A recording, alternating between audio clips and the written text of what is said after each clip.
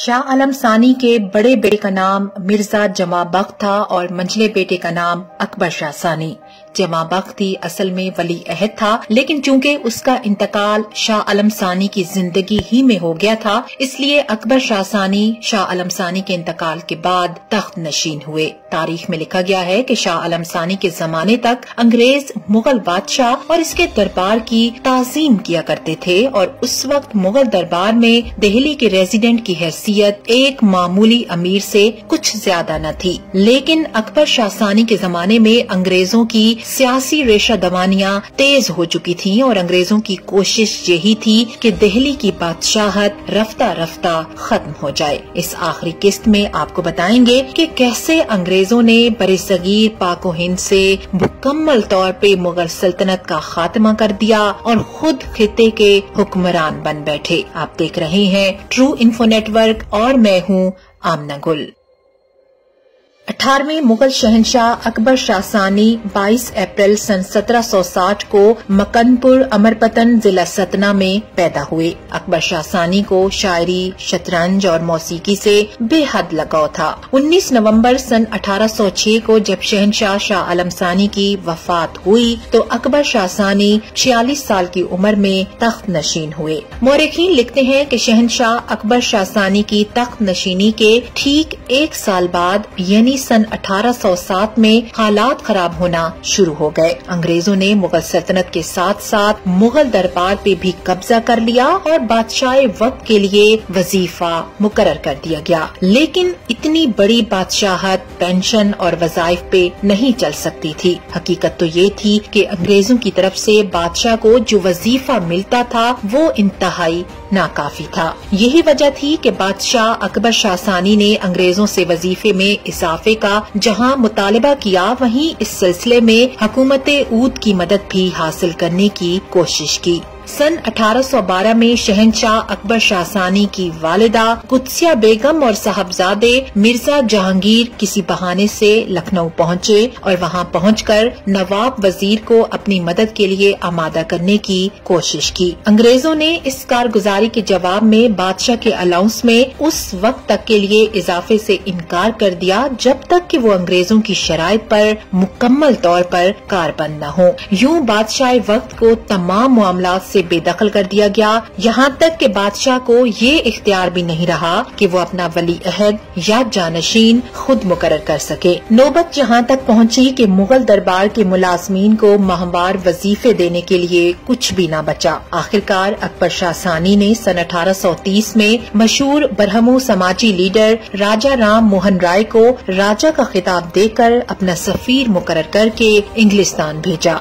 राजा राम मोहन राय जब इंग्लिस्तान पहुँचे तो उनका जबरदस्त इस्तकबाल हुआ।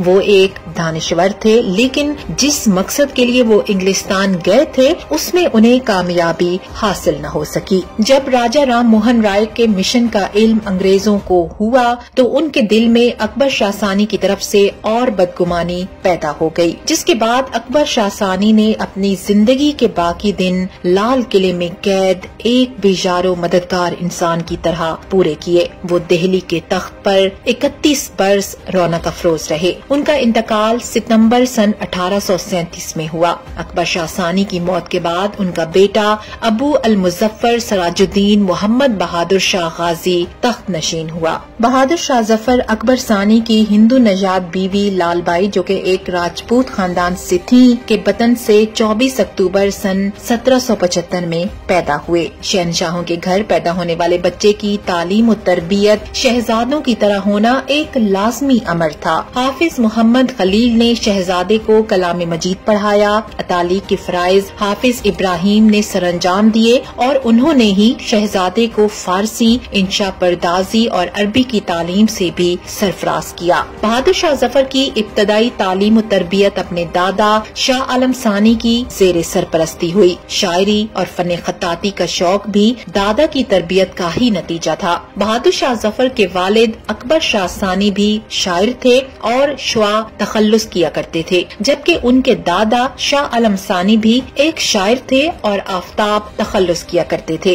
گویا بہادر شاہ ظفر کو شعر و سخن کی نعمت اپنے اجداد سے وراثت میں ملی تھی۔ بہادر شاہ ظفر خاندان مغلیہ کے آخری بادشاہ اور اردو کے ایک بہترین و مایہ ناز شاعر تھے۔ ابراہیم ذوق کے شاگرد تھے۔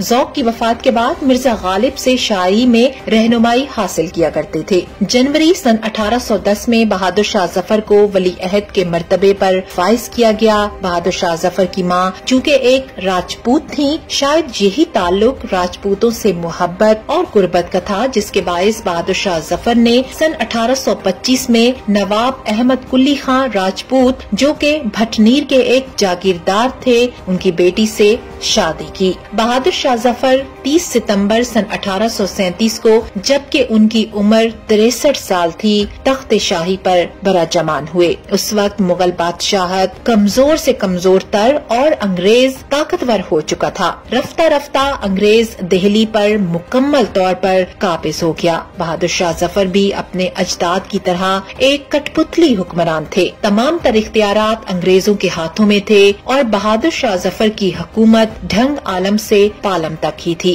وہ سن 1857 تک حکومت کے کام کاج سنبھالتے رہے۔ سن 1857 کی پہلی جنگ آزادی کے وقت بہادر شاہ ظفر 82 سال کے تھے جب ان کے سبھی بچوں کا سر قلم کر کے ان کے سامنے انگریز تھال میں سجا کر تحفے کی شکل میں لائے۔ بہادر شاہ ظفر نے اپنے چاروں بیٹوں کے کٹے ہوئے سروں کو اپنے ہاتھوں میں لے کر درد بھرے الفاظ میں ان کے لیے دعا کرتے ہوئے کہا کہ تیمور کی اولاد ایسے ہی سرخرو ہو کر باپ کے سامنے اپنا فرض ادا کرتی ہے۔ اس کے بعد شہزادوں کے دھڑ کوتوالی کے سامنے اور کٹے ہوئے سروں کو خونی دروازے پر لٹکا دیا گیا اور بہادر شاہ ظفر کو گرفتار کر لیا گیا۔ انگریزوں نے ان پر حکومتی مجرم اور فوجیوں کو قتل کے الزام میں عدالت کے ذریعے مقدمہ چلوایا۔ مقدمے میں پیش کیے گئے ثبوت بہت زیادہ ظلم آمیز تھے اور یوں بہادر شاہ ظفر کو مجرم قرار دے دیا گیا۔ اکتوبر سن 1858 میں انہیں زندگی بھر کے لیے رنگون بھیج دیا گیا۔ ہندوستان کے آخری شہنشاہ بہادر شاہ ظفر کو بحری جہاز میں بٹھایا گیا۔ یہ جہاز 17 اکتوبر سن 1858 کو رنگون پہنچا۔ شاہی خاندان کے 35 مرد اور خواتین بھی تاجدار ہند کے ساتھ تھیں۔ تاریخ میں لکھا گیا ہے کہ کیپٹن نیلسن ڈیوس جو کہ اس وقت رنگون کے انچارج تھے، دنیا کی تیسری بڑی سلطنت کے آخری فرمانروا کو ساتھ لے کر اپنی رہائش گاہ پہنچے۔ بہادر شاہ ظفر قیدی ہونے کے باوجود ایک بادشاہ تھے اور کیپٹن نیلسن کا ضمیر یہ گوارا نہیں کر رہا تھا کہ وہ بیمار اور بوڑھے بادشاہ کو جیل میں ڈلوا دے، مگر رنگون میں کوئی بھی ایسا مقام نہیں تھا جہاں پر بادشاہ بہادر شاہ ظفر کو رکھا جا سکتا۔ وہ رنگون میں پہلے جلاوطن ہونے والے بادشاہ تھے۔ نیلسن ڈیوس نے اس مسئلے کا حل یوں نکالا کہ تاجدار ہند ضلع سبحانی اور تیموری لہو کے آخری چشم و چراغ کو اپنے گیراج میں ہی قید کر دیا۔ بہادر شاہ ظفر 17 اکتوبر سن 1858 کو اس گیراج میں پہنچے اور 7 نومبر سن 1862 تک یعنی 4 سال وہیں رہے۔ آخری دن بدنصیب بادشاہ کی خادمہ نے شدید پریشانی میں کیپٹن نیلسن ڈیوس کے دروازے پر دستک دی اور اونچی آواز میں رونا شروع کر دیا۔ ملازمہ کی آواز سن کر کیپٹن نیلسن نے اپنا پسٹل اٹھایا، گارڈز کو ساتھ لیا اور گیراج میں داخل ہوا۔ بادشاہ کی آخری آرام گاہ کے اندر بدبو، موت کا سکوت اور اندھیرا تھا۔ کیپٹن نیلسن نے لواحقین کو بلانے کا حکم دیا۔ لواحقین تھے ہی کتنے، ایک شہزادہ جواں بخت اور دوسرا اس کا استاد حافظ محمد ابراہیم دہلوی۔ وہ دونوں آئے، انہوں نے بادشاہ کو غسل دیا، کفن پہنایا اور جیسے تیسے بادشاہ کی نماز جنازہ پڑھی۔ قبر کا مرحلہ آیا تو پورے رنگون شہر میں آخری تاجدار ہند کے لیے 2 گز زمین دستیاب نہیں تھی۔ نیلسن نے سرکاری رہائش گاہ کے احاطے میں قبر کھدوائی اور بادشاہ کو دفن کر دیا گیا۔ قبر پر پانی کا چھڑکاؤ ہو رہا تھا، گلاب کی پتیاں بکھیری جا رہی تھیں تو استاد حافظ ابراہیم دہلوی کے خزاں رسیدہ ذہن میں 30 ستمبر سن 1837 کے وہ مناظر دوڑنے بھاگنے لگے جب دہلی کے لال قلعے میں 63 برس کے بہادر شاہ ظفر کو تاج پہنایا گیا۔ ہندوستان کے نئے بادشاہ کو سلامی دینے کے لیے پورے ملک سے لاکھوں لوگ دلی آئے۔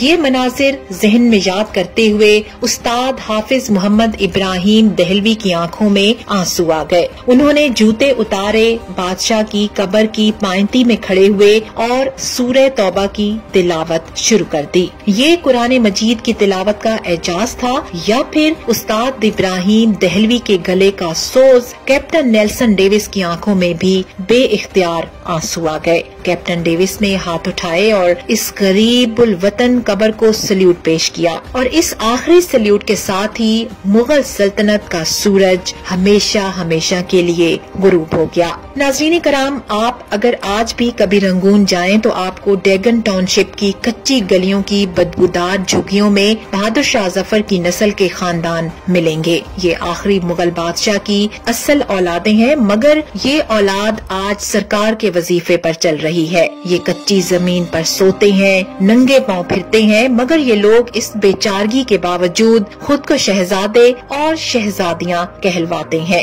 یہ لوگوں کو عہد رفتہ کی داستانیں سناتے ہیں اور لوگ کہہ کے لگا کر رنگون کی گلیوں میں گم ہو جاتے ہیں۔